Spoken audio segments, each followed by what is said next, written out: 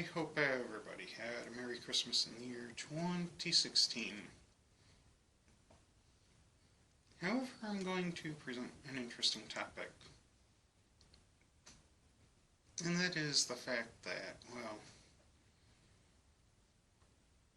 in the US version of the Deliverer of Gifts, which kinda has, to an extent, gone global, this Deliverer of Gifts that we know as Santa Claus, which got derived out of the Dutch Sinterklaas, which stands for St. Nicholas. Now, first of all, I think we should all know now that even though we don't really know for sure what exact day Jesus was actually born, although proper research has indicated that Christ our Savior was probably born in either September or October rather than December, there are some things to note here. And that is, we often hear that on Christmas Day, a man known as Santa Claus goes around the world in one whole night to deliver gifts to every household, including the good girls and boys. Now, if we look at the population of the planet, we notice that currently, as it stands, the population of the planet is 7 billion people. And then you have to wonder, how can one man deliver to houses in all those nights? Or one night, that is. One night, 2 nights, well, you get the picture. When you consider that, yeah, it's, Christmas on the other side of the world before it's Christmas in the United States itself, which means that Christmas Day, in essence, really would last longer than 24 hours in theory anyways.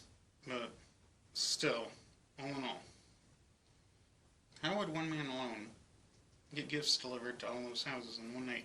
Well, first of all, we have to remember that not everybody in the world actually celebrates Christmas. When you look at how many religions exist in the world. And first of all, you gotta look at the number of people that profess to belong to Christian churches, whether or not they were baptized in, or regular attenders of said churches, or attendees, or however you want to say it, and compared to, well, not just that, but now look at just how many truly are born again, but how many actually profess to be, even if they aren't really born again after all. And then also even look at persons who don't profess to be of the Christian faith that end up celebrating Christmas anyways, because there are some individuals, like Buddhists, that'll celebrate Christmas basically because of their belief in the diversity of other religions, and believe it or not, there even does actually exist some Jewish people out there that will celebrate Christmas too. Especially if they've actually, held an interest and thought, hey, why not?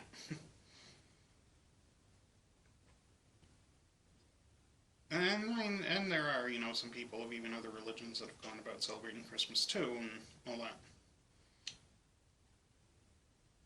Either way, we would have to figure out exactly how many people in the world actually celebrate Christmas. And even if you do find people among Judaism and Buddhism and anything else deciding to celebrate Christmas, you still have to bet that it's probably going to still be less than half of the world's whole population. But now that we got that out of the way, here's something else we have to figure. How many gifts might be getting delivered? Okay. Now, we've all seen what Santa's sleigh looks like, probably. If we watched parades, or gone to see Santa Claus and his reindeer. Okay. And the poem of the Visit of St. Nicholas has 8 reindeer on the sleigh. Of course, Rudolph later got added because of a song called Rudolph the Red-Nosed Reindeer and a story about him. So if Rudolph's guiding the sleigh, then that would put 9 reindeer on the sleigh, right? Now, here's the thing. And I remember watching a news report on this, on the implication of the logic of one man delivering gifts to all these different households in one night. When you first look at how many would actually celebrate Christmas, thus how many households he would actually deliver gifts to. Now, truth be told, if you look at all these gifts, the sleigh would have to be a lot larger than what we've seen. Because all those gifts to probably at least 2 billion people or so out of the 7 billion people on this planet would not fit into a sleigh the size of what we've seen. Yeah, imagine that. It would have to be much larger. And it would not take 8 or 9 reindeer to pull it. Now, if reindeer really can fly after all, it would take several thousands of reindeer to pull this sleigh. To have it, fly in the air and stuff. Assuming reindeer can really fly a sleigh. Okay? Yeah. It would take not 8 to 9 reindeer, but thousands of them. Yeah. It would take thousands of reindeer to pull all those presents. Because all those presents would be a major pain in the neck for 8 to 9 reindeer. Including Rudolph, of course, if he's guiding the sleigh.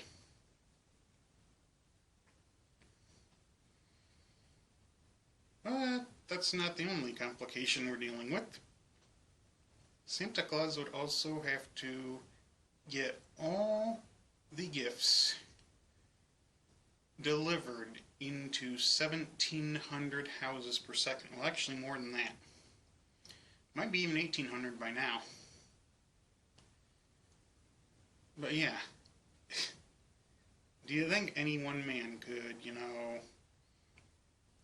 deliver so many gifts to that many houses per second? Well, truth be told, Jesus, whose birthday is being celebrated on Christmas Day, although we don't know when he was really born, now he could definitely do this. And in fact, in Germany, where I spent 2 weeks a couple of years ago, and I plan to go back again, well, over there, instead of having Santa Claus or St. Nicholas or something like that delivering the gifts, an idea came out of Martin Luther, the founder of Lutheranism and the one who started off the Protestant Reformation. He suggested that since Christmas was being used to celebrate the birth of Christ, that the Christ child should be the one delivering the gifts. And over in Germany, they have the windows opened, even if it's really cold outside, to await the Christ child coming to deliver the gifts. In fact, the term Kris Kringle came out of this.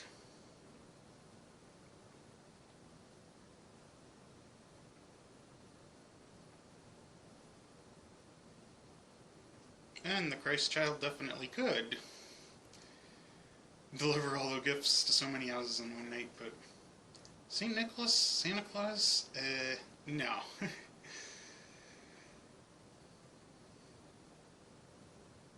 There's no way a mere mortal, not even a mere mortal like me, could deliver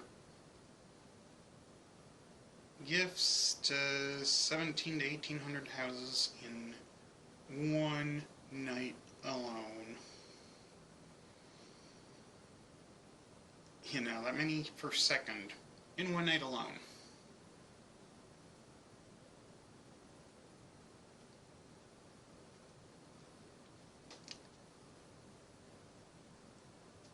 I mean, yeah.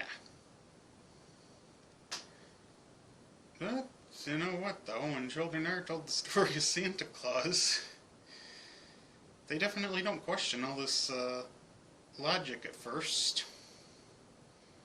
Oh, there are some who have managed to figure things out.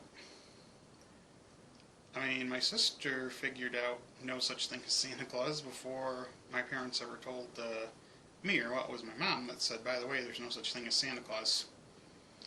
Before then, if I heard anybody else saying stuff like that, I was like, whoever's saying that is gonna not get any presents.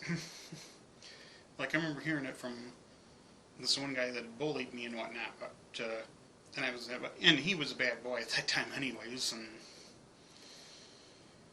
but anyways, yeah. And I'm thinking, oh, he's probably not going to get any presents because he doesn't believe in Santa Claus. But yeah. And another thing that kids end up not seeing too is that when they're being told the story of Santa Claus, they're being told that one man is committing breaking and entering into their house or home invasion. Well, without those words exactly being used, but then again, there's also breaking and entering in another children's story, such as Goldilocks and the Three Bears, because when Goldilocks went into the Three Bears' house, she really was committing the crime of breaking and entering. It's true. And it's told in children's stories. Yeah, imagine that. Imagine that. And of course, I do remember that, like, you know, when I was a kid, there was something that my parents told me that a lot of parents probably never thought to tell their kids, which was that they had to pay money to Santa Claus so that we'd be able to have Christmas. And in adulthood, I was explained why they did that, and it was because they didn't want a fictional character like Santa Claus getting all the credit for the gifts and all that. So it was like, so yeah, they said that they had to pay money to Santa Claus for the gifts. Yeah, that's what they told me and my sister. They said that. So I had it instilled in me that everybody's parents were paying Santa Claus for gifts, and had no idea at that time that nobody else's parents were saying it. Well, the only other parents I could think of that said it were probably aunts and uncles of mine and whatnot, because I know that my mom actually got this idea from her parents, because they did the same thing too. And I know some of my aunts and uncles actually did the same thing to their kids as well, saying that they had to pay money to Santa Claus.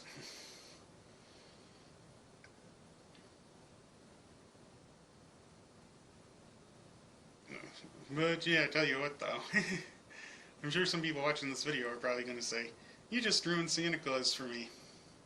But I'm like, hey, hear me out on this, you know. I'm just explaining the logical truth here, okay?